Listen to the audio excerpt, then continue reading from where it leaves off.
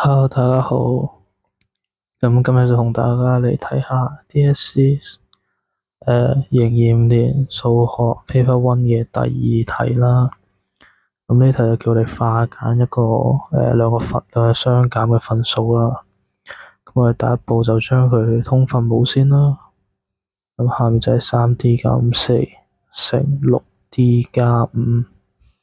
咁上面就左邊呢個就乘 6D 加5。咁右面呢個-2就會再乘 3D 減4，咁就會等於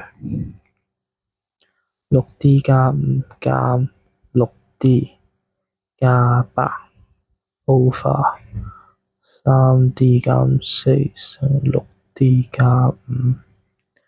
咁之後就將個 6D 同 6D 減咗啦，5加8就係13 over 3D 減4乘 6D 加5。